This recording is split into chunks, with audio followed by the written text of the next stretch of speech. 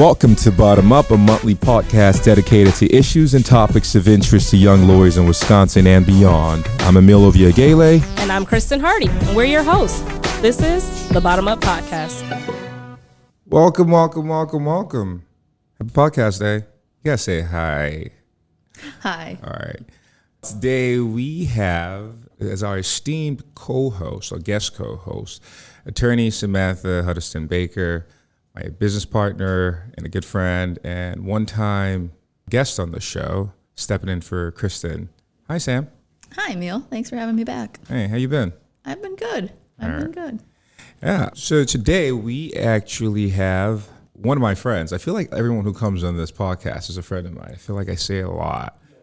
I think I got a lot of friends. Actually, this podcast has made me realize that I have some pretty cool friends. I know some pretty cool people. So a good friend of mine, a relationship that actually predates me being part of the law profession.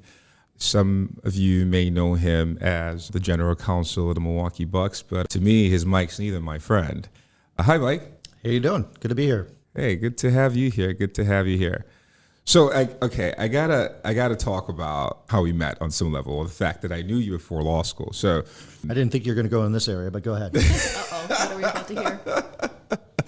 I went to Marquette, and you went to Marquette. You were one of Marquette University's most famed alumni, and also heralded by the sports law program.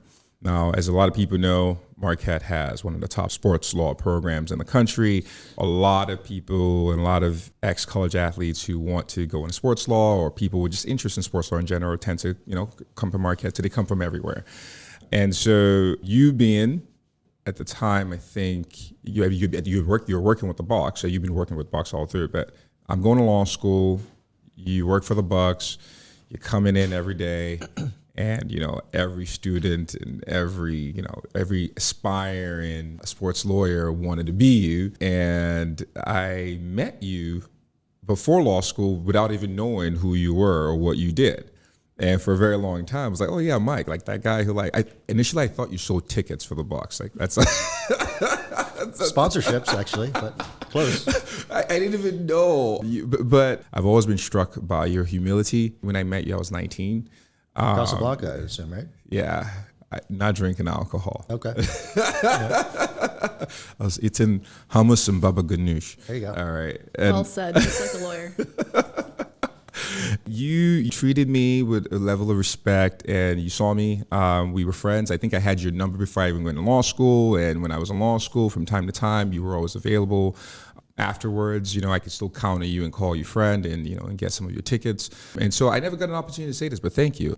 I'm really glad to have you here. I know you're not going to get emotional on me, all right? So yeah, we have gone back a long ways, and it's great to be here. Great to see your success, this beautiful office and all the things you've done, and never doubted that would happen. So thank you. Congrats to all your success. So appreciate it. Well, we're here to talk about you. So Mike, how does a kid from California end up in the Midwest, in Wisconsin, and then ends up being the general counsel of the Bucks? Short story is I grew up in Los Angeles area, more specifically Manhattan Beach, South Bay community, right by the airport. Went to UC Santa Barbara undergrad. While I was at Santa Barbara, took a sports management program. I learned about Marquette actually through that program. That was probably in the mid-'90s. Can't remember exactly what year it was, but knew I was going to go to law school. I wasn't sure where exactly or what I was going to do. But I knew I wanted to be a sports agent or work in the field of sports law. So that was my goal. And then I learned about this Marquette sports law program in Milwaukee, of all places, which I had very little knowledge about, but decided to sort of take a chance and bought into the program and came out to Milwaukee. And then I got an internship with the Bucks, and the rest is history. But my path definitely originated from a place where I never thought I'd be in terms of coming to Milwaukee. I'd never been to the Midwest, no family.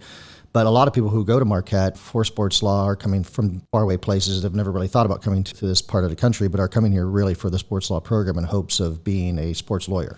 Fortunately for me, it's worked out in terms of getting a job in sports and working for the Bucks. I know someone else who, once upon a time, wanted to be a sports lawyer. I was going to say, Mike, you sound like the quintessential Marquette Law School sports law program candidate. Everybody, I'm going to be an agent or I'm going to be a sports law attorney, but very few make it to the path that you did. Yeah, it's not a linear path. It's not like, typical professions where you're set on what you want to do. You go to school for that profession and that's what you're doing, architecture, whatever it is. With sports law, I think and even Professor Anderson and folks at Marquette make that clear to people who are coming there that this is not a linear path necessarily, right? So it's not like a guarantee you're going to get a job working for a sports team or be an agent or whatever it is afterwards. So, you go there with the hopes of being a good lawyer. And if an opportunity presents itself to get into sports law, I think people do take advantage of that. And we have a lot of great lawyers working in the NBA and other sports with college athletics that have come from Marquette and have really done exactly what I'm doing now. So I'm certainly not alone in what I'm doing. And sometimes they end up being regular corporate lawyers or Yeah. For example, Sam actually has a sports law certificate. I do. So what was it for you, Sam? Were you trying to be the next, what's the name of that guy? The McGuire, is it?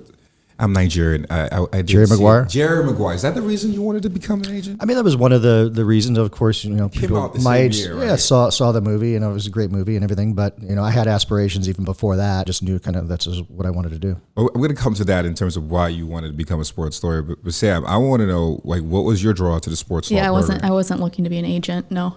For me, I mean, Marty Ronsky of the Brewers, she was always a big inspiration for me. Just a woman in that position and a woman in sports, I think, is very powerful. So something I looked up to, but for me, it was more about a passion that you have, right? Something that interests you, and it's a way to learn about the law. It's a way to learn how to be a lawyer, how to think differently. Because at the end of the day, Mike, right, you're still doing the same things that any other lawyer would do. You're just in a sports context. Just more interesting, more fun. Right. So, I mean, for me, it was more of a pathway to learn about a bunch of boring stuff in law school in a fun way. That's the pitch. I've never heard that pitch done. So, I mean, but seriously, think about this, right? So think about, we know we need more lawyers, good lawyers, I should say, or lawyers who are getting into the law for the right reasons, and more diverse perspectives in law, right? And so I'm thinking about, all right, so how do you, because this stuff gets boring. I mean, the stuff in law school is tedious. It just really is. I actually didn't think of how tedious it is till you said that. But that should be the pitch. We should look for programs like that as it was saying, hey, you know what? Like, okay, you're smart. You have the personality. I think you have the right intentions, but you just can't get over the stuff. You need something to make you want to do it, right? You like sports. You should try the sports law program. Sam, I definitely think Marquette should. Hey, Marquette needs to put you on an ad somewhere saying that. Mike, so we talked about it. So you said even before the Harry Maguire movie, you knew you wanted to be a sports. It's Harry Maguire, right? Jerry. I always say Al Maguire. Sometimes it's Marquette. There's been a lot of culture simulation I think people don't understand needs to happen when I just do it so well at times that people forget. I'm like, hey, I never saw that movie till I came here and had to fake those references. But anyways, the Jerry Maguire movie, you said before that you wanted to be a sports lawyer. Why? Well, I grew up, my dad's a lawyer, was a lawyer, he's not practicing now, but, grew up playing sports, grew up playing football, hockey, tennis, kind of unusual sort of three sports, but that was my growing up as a kid in California there. And I just fell in loved Syracuse basketball. If anybody knows me, knows I'm a crazy USC football fan, so I travel around and watch them, and I've always been a fan. And I've had friends that have played sports that are very good prospects for college and never made it to the pros, but obviously along the way thinking like, hey, you're going to be my agent. And so it's just something that I always wanted to do. I figured if I'm going to practice law, I never wanted to be a trial lawyer or be a conventional lawyer like yourself. Why do you say it like that? A little, I feel attacked. Yeah. No. You should. So I don't think I'd be very good at it, Emil, so you don't have to worry about me going against me. So, but no, I just felt that was a profession I wanted to get involved with, and I was determined to do it. And you did. So you're in Wisconsin, so you decide, you come here. You came to Wisconsin for the sports law program, yep. Right? And then you hated it seems like, at some point in time, because you almost left. It's the first winter there, and the snow is horizontal and, just blasting your face there. And I just, I was just not used to this sort of environment. So it was easy for me to think about going back home. And then I got an internship opportunity with the Bucks, and I decided to stay. I mean, that's really the sort of the short story. But no, I mean, Milwaukee is a great town. It took me a little bit to get used to it, but, I have really enjoyed living here, and I think it's certainly a very underrated place to be. So I've grown to love it. So you're saying you didn't appreciate your face freezing when you walk outside in January? No, I didn't. That wasn't a selling point for you? I didn't. What about the appreciation you get for summer now? And it's funny, short story about that. My mom, I remember she would call me my first year, or she would probably texting wasn't then, it was calling, right? So, and she would say, boy, it's so cold in Marquette. And I'm like, Mom, it's not. Marquette's a place in Michigan. You're looking on a map, but I wouldn't go to Marquette school. This is in Milwaukee, although the weather isn't much different. But yeah, she'd see those temperatures 0 and everything. And I, temperatures back home are 76. So. Oh, that's funny. Yeah. And now a word from our sponsors. Who better to trust when you're facing a malpractice claim in Wilmette? With their Wisconsin licensed claims attorneys and strong network of defense counsel, find peace of mind with Wilmette. Supporting and partnering with Wisconsin law firms since 1986.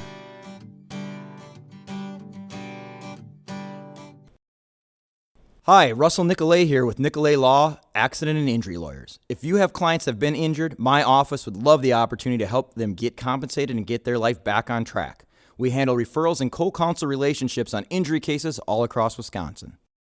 State Bar of Wisconsin members have access to accidental death and dismemberment coverage that helps you financially plan for unexpected accidents. Acceptance is guaranteed. There are no medical questions. Coverage is issued by the Prudential Insurance Company of America. To learn more, visit wisbar.memberenroll.com.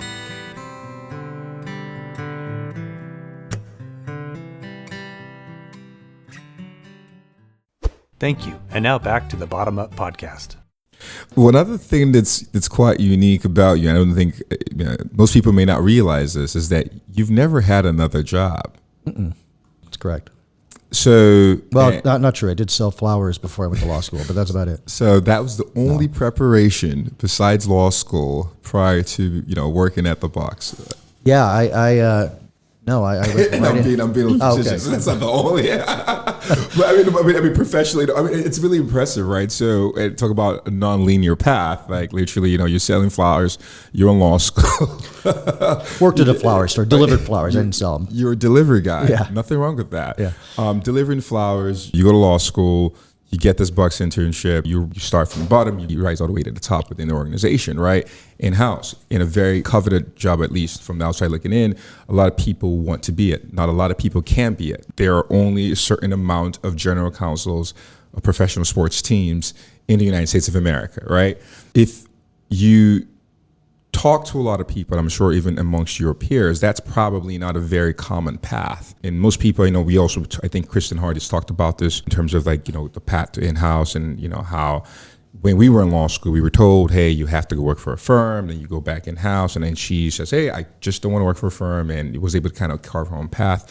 Like how did that work for you? Well, it worked for me because I participated in the Marquette sports law program, and one of the internships was the Bucks internship. There's the Brewers, there's several others, Conference USA at the time, all sorts of different internships, which is great that the law school and the sports law program provides that opportunity for its students. So I ended up getting a Bucks internship, and then I was asked to stay on that summer and then work my third year of law school at the Bucks, and then when I graduated, they offered me a job. And I think that, I kind of came in right place, right time. My boss at the time, his name is Ron Walter, brilliant guy. He ran the Bucks as a lawyer, but also worked with John Steinmiller to run the Bucks as both of them together on a business operations as well. So he had sort of a legal business role. So I think he hired me and wanted me to be there to handle a lot of the sort of the front end kind of grunt work and stuff that he didn't have time for. So I had to kind of learn and figure it out on my own because he wasn't really around much and was working on other things. So I just kind of I guess filled a void that they needed, and they haven't figured a way to get rid of me yet. So that's basically it. Now you're the guy making those calls and hiring those prospects. If you could think back to your earlier days as an intern, then of being a first line attorney, what characteristics do you think served you best in terms of getting to where you're at today? Yeah, I mean, just your common attributes, I guess, are just things that, if you're hardworking, determined, you're kind of humble about it and go about it in a way that feels like you're valued and needed, and you can always, ask questions and try to figure out where you're needed in the organization. I mean, at that time, the organization was much different. So you're talking about an org that has 70 people in the front office. Today, we have close to 300. So a lot of people wore different hats. They filled different roles. And so I just we all pulled together and did different things. I kind of mentioned earlier jokingly, so, you thought I sold tickets, and actually I was involved with sponsorship sales. So as a lawyer, doing sponsorship stuff and papering my own deals and kind of, handling those types of things was very unique, and not a lot of lawyers in the league, I would say, would have that business role as well. So I had to do that just because that was what I was told I needed to do. So I did it. That comment right there is I find it to be quite fascinating, and I think in so many ways that whole idea has shaped how I think of what I do as well. Initially I said it as a joke, but you have to believe in what you're doing and in the organization that you're at, so much so that people almost find it impossible to know what hat you wear, because that's how passionate you are. For me, I think it was a reflection of your passion for what you did and also for the organization you were with, right? Which goes to the idea of loving what you do and loving what you do where you're doing it at. I think that's very powerful, because you were just so genuine, and because you knew who you were, so you didn't care who you were, in a sense. And I think that's a very powerful attribute that a lot of people don't have, that a lot of people are more concerned about. And I think in-house folks tend to be a little different in this regard, because they see themselves as part of a whole, more so than just, hey, this is, I think in legal practice, private law, I do this, I'm a lawyer, this is my...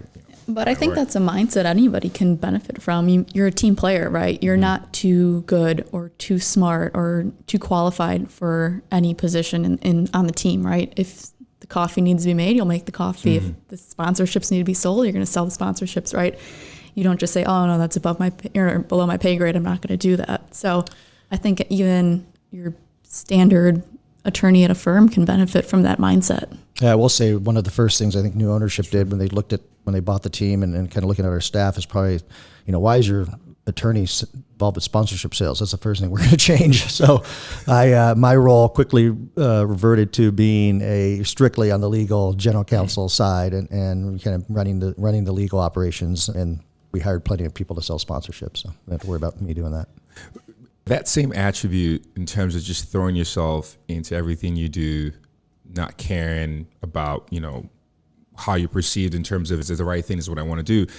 As someone who knows you personally, that's also something I've seen displayed in your personal life, right? You could call me about, oh, hey, I just met someone random, or I met, and they had this legal question, I want to help them out. Emil, do you have the answers, or can you point them to the right directions, to other professionals? There's always this genuineness about the way you go about things and wanting to help. Do you think that attribute, as the attribute of people who throw themselves into things and who don't care what they do and just want to be part of a team, do you see that as being less and less a trait within younger lawyers or amongst lawyers in general?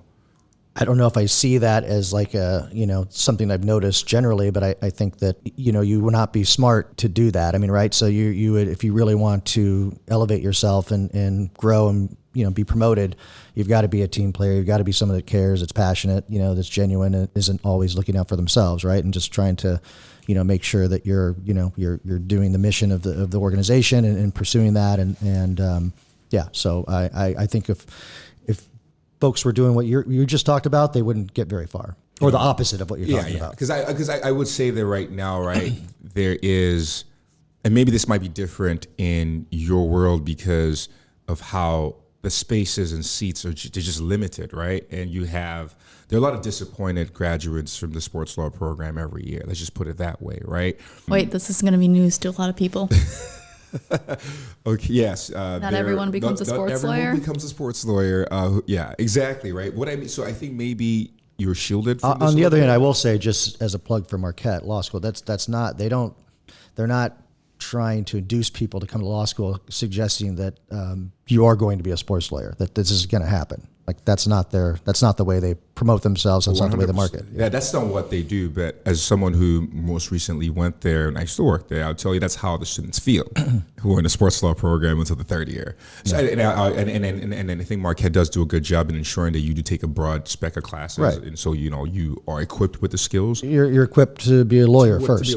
Right. Absolutely. There is a lack of willingness as the generations have proceeded, or at least in my generation going forward, from folks who don't want to do certain things. The very idea of being thrown in causes anxiety for a lot of people. And I think, I don't know, Sam, if that's something you noticed as well. Yeah, I was going to ask you that, Mike, how you've seen, I guess, the people who've come in underneath you now change over the years, and the characteristics and what people are willing to do and aren't willing to do. And for better or for worse.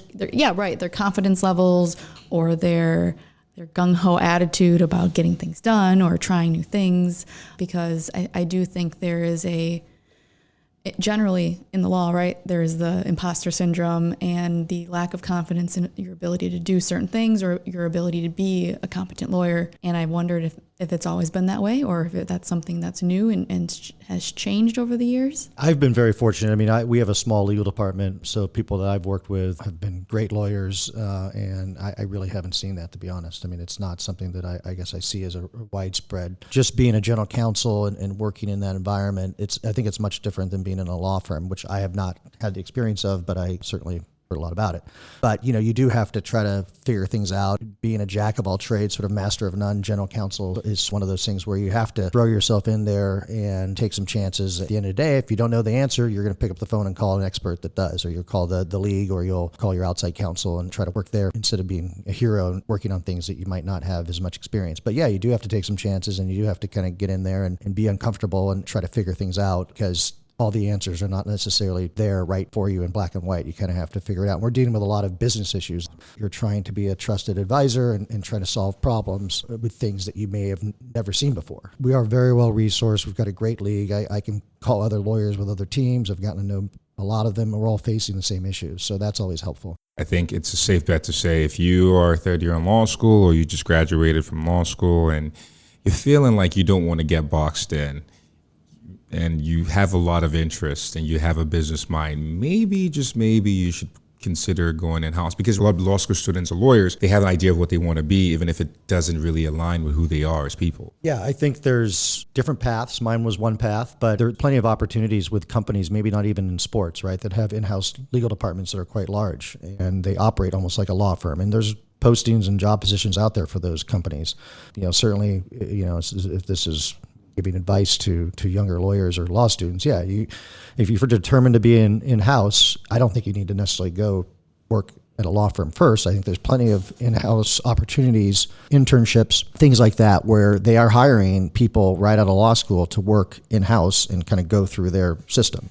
There are companies like that. There's probably not. That's not the majority, but there are situations where that can happen. And even with some sports teams have progression, where they hire somebody with a very little experience and they're looking to maybe grow them or not promise a job after. There's positions with teams where it's just a 1-year opportunity, but you get that experience. There's no promise for employment after, but you're going to be there, almost like an externship. But there are those opportunities as well. So there's different ways of going about it. I don't think there's any one path. And now, a word from our sponsors. State Bar of Wisconsin members have access to accidental death and dismemberment coverage that helps you financially plan for unexpected accidents. Acceptance is guaranteed. There are no medical questions. Coverage is issued by the Prudential Insurance Company of America. To learn more, visit wisbar.memberenroll.com.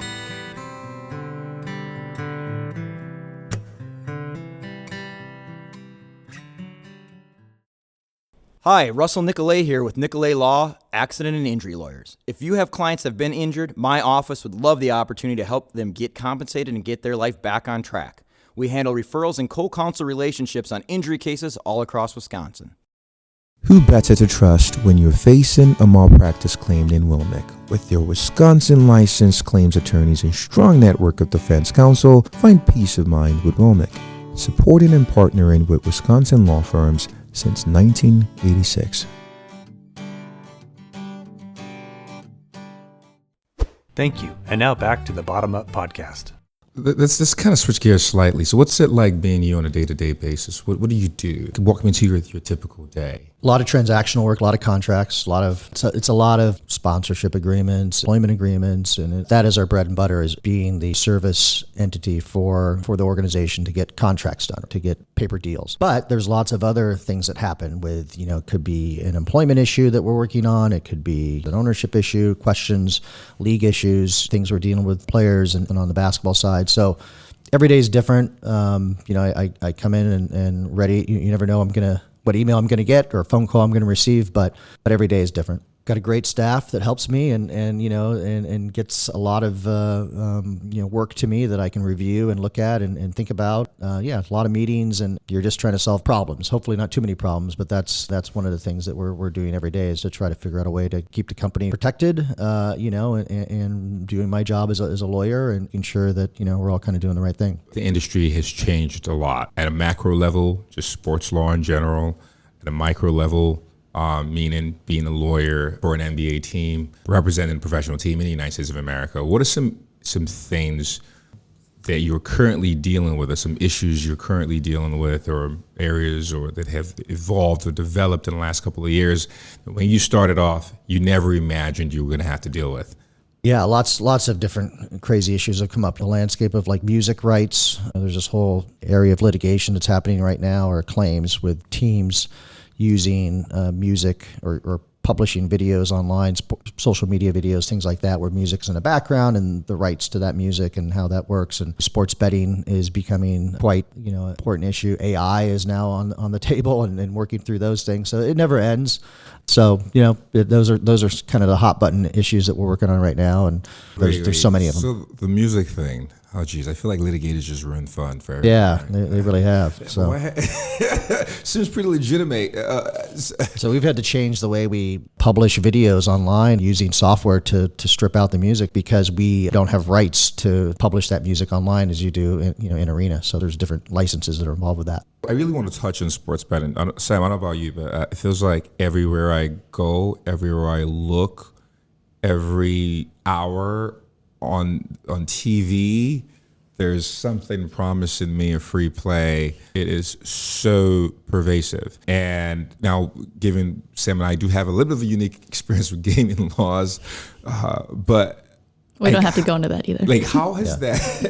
I think about that. How's the league deal? Or how are you? Or how are sports attorneys or lawyers who represent teams? How are you dealing with all that? Well, let me be clear. In our state, sports betting isn't legal except certain casinos, tribal casinos, where it's allowed. But why do we get ads about them here? Well, you do get ads, but legalized sports betting is not permissible unless it's on a one of the local casinos. Potawatomi has a license, a compact, and they can do it. But what I'm saying, it's on the horizon. It's coming, right? It's something that that our state will have to deal with at some point. But a lot of other attorneys with a lot of other states are dealing with right now, and so that's again one of the sort of hot button issues. But to be clear, it's not something I'm dealing with on a day-to-day basis, because it's not something that's actually happening in Wisconsin. But let me ask you a different question. Okay. What are things, because of the widespread access to sports betting, what are some of the things you now have to do to either ensure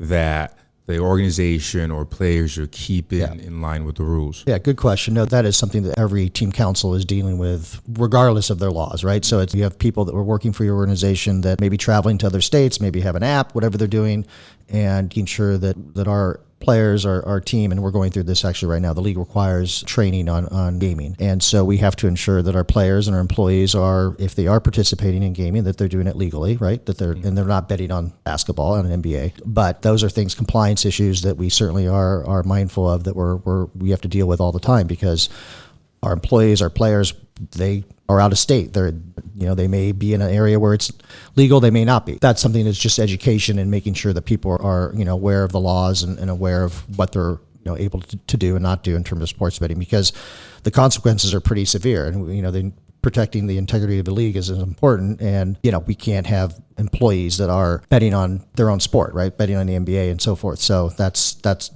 education, compliance, those type of things are hugely important right now. I read a report recently about the mental health effects and pressures being added on NCAA players, for example, who just given how widespread betting has become, who are, they're not, and also the WNBA and the new issues they now have to deal with, crazy fans, or not crazy fans, but crazy gamblers who you bet on them or whatever, expect a certain outcome. Is that something that you've had to deal with, or the NBA's had to deal with? I've not. Personally, no. Do you have any idea why that's now an issue? I mean, I think you've always been able to bet on college sports. Is it just now the fact that it's just so popular? Yeah, I think it could be. Again, this is state by state, right? They're governing how, what you can and can't do in terms of mobile sports betting, in terms of betting, in a brick and mortar, whatever it is. But yeah. Well, hey, any parting thoughts for our listeners out there who, I don't want to give them some advice on how to be a person outside of the job in very healthy ways. What should those folks do? What's some advice for them in terms of maintaining a sense of individuality and balance through it all? It's a pretty deep question there. I said Emil, no deep questions, right? No deep questions. Look, I mean, the audience, obviously, your audience is a younger audience looking to get into law school, if they're maybe in law students or just out of law school. And, as far as anybody interested in getting into this profession, I think it's just making connections. I don't have a silver bullet or a way of giving anybody the right answer, but I do know that the more persistent you are, and not being like overly persistent, but just keeping in contact with people in the industry, I always appreciate that, and I always try to take the time to answer questions and talk. I get a lot of LinkedIn requests, so I'm sorry if anybody's reached out to me and I haven't responded, but I get tons of those requests. But I always try to, respond. Mostly spam. Mostly spam? Okay, good. Then I don't feel so bad not responding. But, I think it's important that the people that I'm talking to, who knows, that they may be a resource one day and be able to help me with questions I might have, because it's a small community. We've got great team lawyers around the country that I've gotten to know, and it's a tough business to break into, but if you can do it, it's a great business, it's a great culture, love doing it. So keep a community, find your village. I think that's a good place to leave this. Thank you very much for coming on the podcast. It is a pleasure to know you and to have you and to have you be on the podcast, and I look forward to next time we do this. I want this to be on the Bucks floor. And you promised me you're going to make that happen, so we're going to make that no happen. Promises, but we'll see what we can do. All right, thank you very much, Mike. I appreciate it. Thank you, Samantha, for stepping in today. I think you should come in more often. Just let me know when. All right. I'll be here. Thank you. So until next time, it's the Bottom Up Podcast. Bye.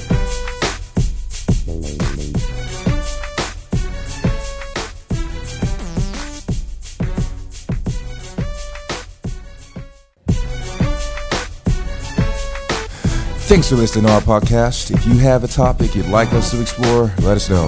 I'm your host, Emil Ovbiagele, and we'll catch you next time.